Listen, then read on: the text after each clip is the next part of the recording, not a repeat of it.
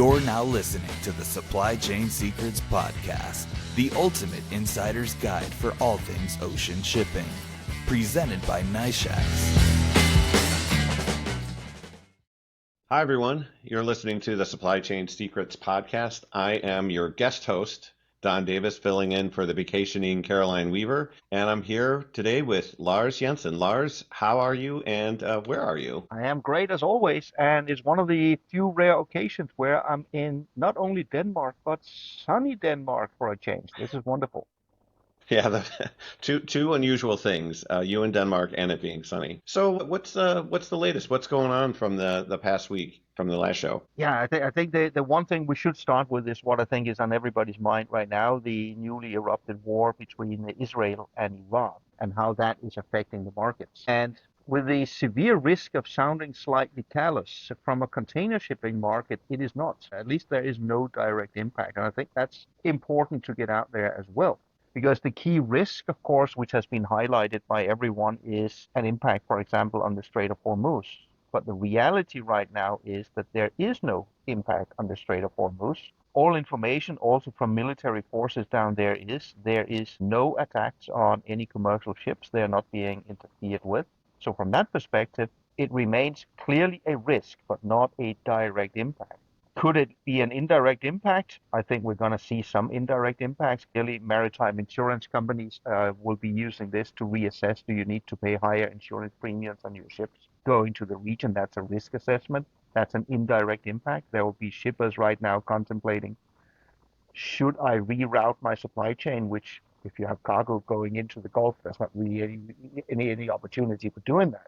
But from a container shipping perspective, any impact right now would more be indirect. Another thing I would add as a comment, more because, I've come across it, especially the last 24 hours. I'm pretty sure many of our listeners have too. Pretty alarmist headlines. I've seen headlines saying that the Strait of Hormuz is closed. I've seen headlines with graphic pictures showing that the port of Haifa has been blown up, all of which is completely false and fabricated. There's not a shred of truth to any of it, but it looks cool on social media. So I would also use this as an opportunity to at least encourage everybody, look for credible information. Obviously, our podcast being foremost of those, but otherwise look for verified, confirmed information, no matter how compelling images look on social media, be that LinkedIn or YouTube or anywhere else. Don't necessarily take them as gospel. Check the information. Because there has been a little bit on that, I would say, over the past couple of years with, for example, the Red Sea crisis, but the speed with which some of these fake images and headlines have been coming out the last 24 hours, I think, is a new development that we also should be mindful of. You would say, with my hobby horse slightly out of the way here, be careful of unvetted, unverified information. Given that we actually have you on, Don, here as our guest moderator, and given your position in the industry, I would actually love to also get the detail on how do you see it from your vantage point, and maybe also, to be clear to the listeners, tell people what is the vantage point. Yeah, sure. Obviously, working at Zim, it's pretty close to home. But for us, it's business as usual. There's no impact on our operations. The vessels are still calling the port without issue. We are putting out a advisory today notifying our customers of the same. So it's really not an impact. I know it feels a little hard to believe with some of the things you see, but to your point, there's a lot of fake news, fabricated stuff out there, people trying to grab headlines. But from a reality standpoint, there's really not an impact on what we're doing, at least at this stage. And I think it's important, just as you say, stay close to credible sources. Certainly, people working at my company would be one of those to give you an update on what's happening. But like I said, from our standpoint, no impact as of yet. And we're happy to report that. What other things have happened in the last week since our last show, Lars? Then the next thing is, I was about to say, going back to where we usually start off the podcast, the world of freight rates and what is going on, especially in relation to the Trans-Pacific, where for several weeks we have been monitoring how freight rates were skyrocketing after there was a pause, or at least partial pause, on the tariffs. This week was kind of interesting. If we look at it from two vantage points, there's the quoted spot rates coming out of the SCFI, for example. There's the actual measured spot rates coming out of the NYFI.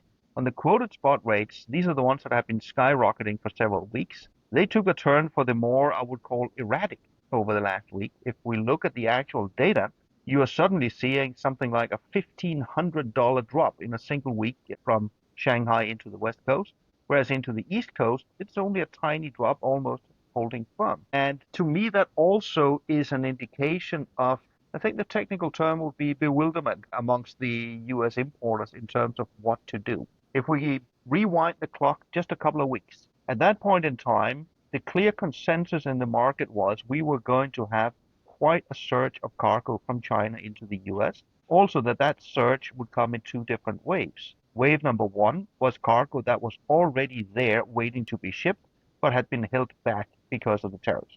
That one is definitely happening. That is already moving. It'll be a few weeks before it hits the US coast, though. The second wave, that was on the assumption that US importers would be front loading cargo to get as much moved as possible before the end of the tariff pause. That, I think, has become somewhat more questionable, especially over the past week, week and a half. The reason for that is the constantly changing information coming out of the basically US regulatory environment. The first spanner in the wheel was the court ruling that the tariffs were actually unlawful, which is now basically being appealed. And while it's under appeal, you still have to pay. So reality is there's not a single US importer that will know once we are X months down the road, will they actually at the end of the day end up paying this or not? Yes, they might have to front the payment and then get it back. Nobody has the slightest clue. That in itself makes it very difficult to make a decision. Are you going to front load or are you not going to front load? Then we also had a message in the last week that there was now a trade deal between US and China. Let me be very clear. We haven't seen a shred of evidence of any trade deal whatsoever, to be quite blunt. What we have seen, we've seen a statement from President Trump that there was a deal where the US would have 55% tariff on Chinese goods, China would have 10%. There were some implications that this might include rare earth minerals. But apart from a tweet from President Trump, there is not a single line of documentation what this so-called deal is actually about. It's almost been a week now. And that leaves all the US importers at an increasingly untenable position because they really have no idea what their trading landscape will look like weeks or months down the line. And what seemed like an easy conclusion a couple of months ago, that of course there would be front loading. Right now, nobody has the slightest idea whether front loading is actually the right thing to do or not. So this secondary surge of cargo might at this point in time be somewhat in doubt. We have to wait and see what the data and what the market will show us in the coming weeks. But from that perspective, I can certainly understand why the quoted rate from the SDFI suddenly looks a little bit erratic when seen over the past week. Now, those are the quoted rates. We can see the same. We get a mixed bag of updates from our shippers because it depends who they are, right? That different shippers are in different places. But when you aggregate the data, it's really a mixed bag. You see some shippers which are taking different strategies, which are saying they're front loading. There's others that are being very conservative and not necessarily being as aggressive with their inventory. So I think different shippers are in different places, which make it very difficult because when you're managing tens of thousands of TEUs of capacity a week, you just have different shippers in different places. So you may not necessarily have a clear picture of what the forward-looking booking trend looks like. You can see strength in the bookings, but it's a question of do all those materialize? And it's been pretty consistent so far. Yeah. And you're mentioning something that's actually interesting, and that's also why then I would like to cast a slightly more detailed view on this week's NYFI data, because as we know, these are measured not based on quotes, but based on cargo that has not only been booked, but also been delivered by the shipper to the terminal and loaded by the carrier on board the ship. So this is based on actual cargo moving. And in that respect, there are two things that I would like to share with our audience here. One thing is when I look at, this is the last year of data on the NYFI, there are three different lines here. What this is showing us, the one called Far East to US West Coast is de facto China to US West Coast. Southeast Asia is then, well, obviously Southeast Asia, Northeast Asia, then we are up in Korea and Japan. And what we can see is, sure, there is an overall trend where they're all more or less following along with each other. The one thing I want to point out here that seems extremely interesting is the measurement that came out this week from Northeast Asia to US West Coast. You can see how that one suddenly spikes dramatically. Given most of the usual quoted spot rate indices out there tend to focus on China or Shanghai, usually we don't see it from places like Northeast Asia. So again, Korea, Japan. And this one has fallen under the radar, I think, for a lot of the headlines. If we zoom in a little bit more, what I have then done is I've simply calculated if you're shipping from either Southeast Asia or Northeast Asia, what is the spot rate premium you are paying compared to if you're shipping out of China? Obviously, the premium can be negative if it's a discount shipping out. What I want to point out are several things here. First of all, you can sort of see a slow moving bulge as we get into March, April, May. And I think this to some degree is related to the first parts of the trade war. The first parts of the trade war, you suddenly had an incentive from an importer perspective to move more cargo than usual from other places in Asia than China. This would have created a slight increase in demand and therefore suddenly also a price premium on spot coming from other places in Asia rather than China. As we are then progressing, we are seeing that Southeast Asian premium now rapidly disappearing, which to a large degree again could be down to the pause in China. But why then the spike in Northeast Asia? My hypothesis, and I'd love to hear your take on it from a carrier side as well, Don, but my hypothesis is very simple. It's down to the operational schedules. A lot of the services that goes from China to U.S. West Coast tend to stop in Northeast Asia, especially at a key hub such as Busan. But if we have a surge of cargo coming out of China, carriers are filling up all these ships with Chinese cargo, therefore de facto reducing the capacity dramatically out of Northeast Asia, out of Korea, out of Japan, which means if you're in the unlucky position of needing to move spot cargo from Korea to the US West Coast, suddenly you'll find a scarcity of capacity, not because of anything to do with the Korea-US market, but simply owing to the ships being filled with Chinese cargo. Is that what you're seeing on the ground as well, Don? Yeah, I mean, we're seeing a similar trend, and you're right. I mean, those ways those networks are structured is typically the services that have heavy China calls make a stop in Busan or a stop in Japan, just because of the proximity. You don't typically see so many of those services run to Southeast Asia. I mean, you might have one or two China calls, but not as many. And so you're seeing a pretty big surge out of China for different reasons. And I think that that leaves you with little capacity left out of Korea and Japan. So I think that's similar reality what we're seeing as far as your hypothesis goes. Again, it's early days here because I think that, things started moving pretty quickly after the Chinese tariffs were relaxed. So what we're looking for is like what is the forward looking trend, and back to that point you had mentioned earlier, are people front loading, what are they doing? But in the short term, definitely constraints in China, which is creating capacity issues out of those other ports. Yeah. So let me just stop killing people with PowerPoint slides here again. I think we've promised everybody we won't do too many slides and too many graphs. But I think this adds another piece to this puzzle that the whole Trans-Pacific market is turbulent. It is somewhat unsettled, and it tends to change dramatically on a week-to-week basis.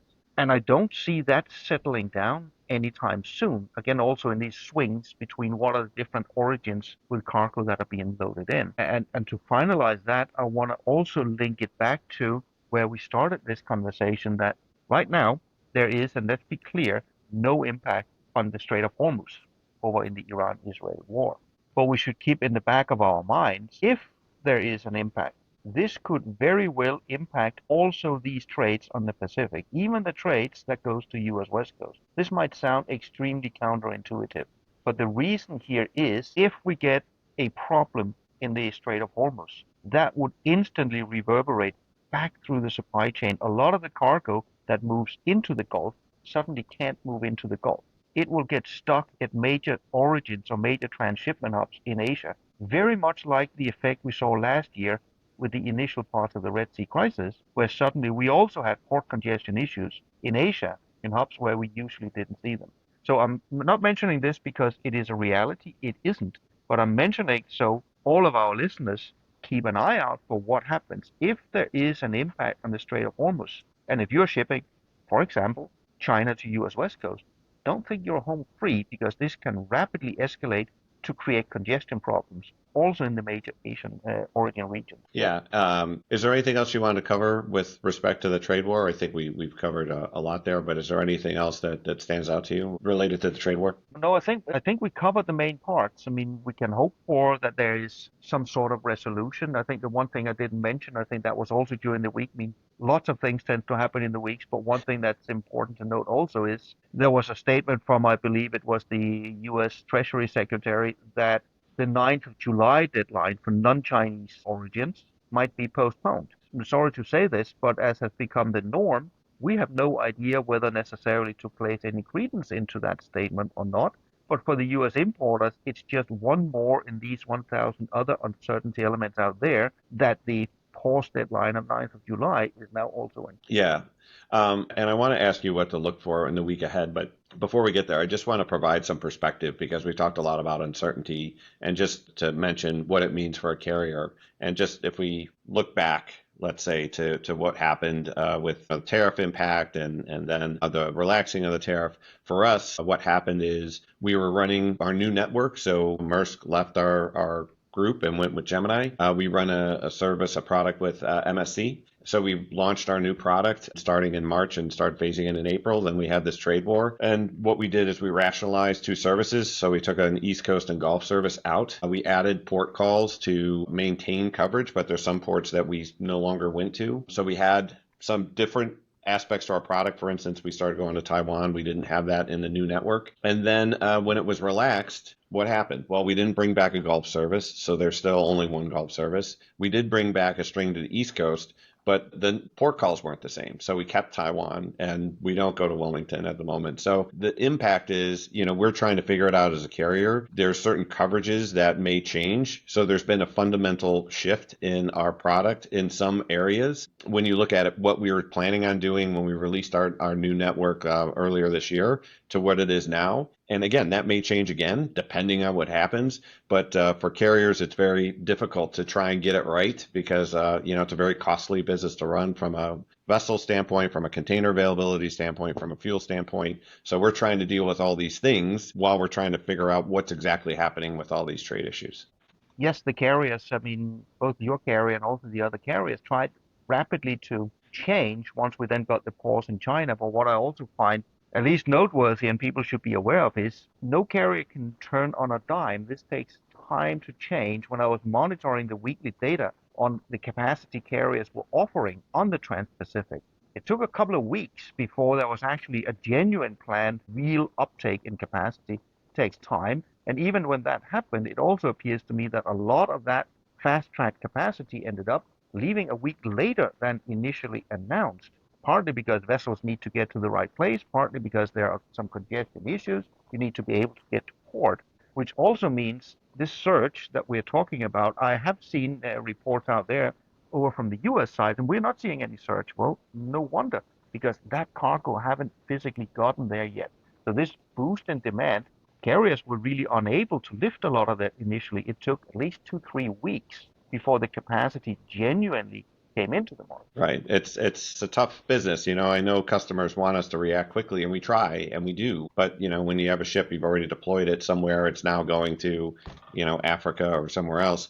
It's hard to get that ship back and turn it around because there's, again, a lot of things you have to deal with, berthing windows, et cetera. It's not an easy business to run. But anyway, so thinking about the week ahead, what's out there? What do you see that people should be looking out for? I think there's a couple of things I want to flag. One thing I was about to say is the obvious one. Keep an eye on the Iran-Israel war. Again, with an eye to the Strait of Hormuz. Hopefully, it will stay the way it is, where there is not really any impact on the maritime supply chain. That will be the most fantastic news to come out of next week if it stays that way. If it doesn't, and again, stress the if, but if it doesn't, this is going to impact your operations from most of the major transshipment hubs throughout Asia. This will reverberate back through and create some congestion issues. So be mindful of that. The other one that I want to flag is one thing we haven't spoken about. That's the port congestion issues that are plaguing a number of ports in Europe. It has been an issue for a couple of months. It's not because there's, the way I see it, it's not due to one reason. It's a lot of different elements that are all happening at the same time.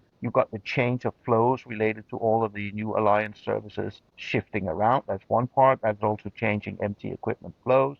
You've had issues with strikes in some ports. Then you have some ports that have reduced capacity because they're doing engineering works to actually increase their capacity. All of these things happening at the same time. The reason I'm flagging that is worthwhile beginning to really keep an eye out on is it appears to me that for the last month or so, it hasn't gotten worse, but it hasn't gotten better either. And in, I would say, 6, 8 weeks from now, peak season volumes from Asia to Europe will start arriving in Europe.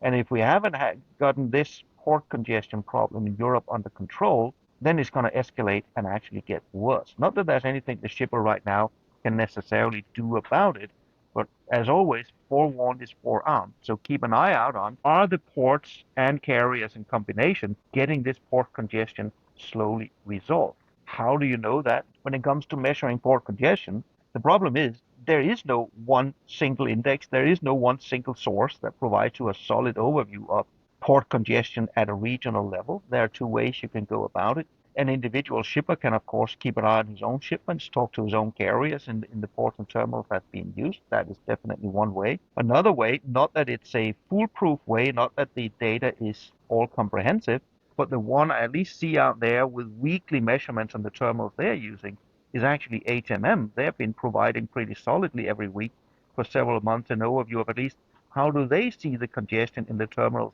they use. Again, a caution, that is not necessarily representative for all terminals, but it gives an idea what is happening on the European congestion front. Is this getting better? I would hope over the next couple of weeks this starts to get an improvement trend, because if it doesn't, this is the cue for European importers to start planning for worsening port congestion problems and delays once your peak season cargo arrives. Yeah, it's a difficult situation, and once you have that port congestion, unless there's a let up, it's usually hard to make that situation improve, because a lot of it's just infrastructure, right? And infrastructure doesn't change overnight, so it's a problematic issue when it happens. All right, so anything else? Any other thoughts you want to share, Lars, before we wrap up the show? No, I think these were the ones for now. Let me end on what at least I would tend to perceive as a somewhat positive tone in the midst of all these calamities we're talking about.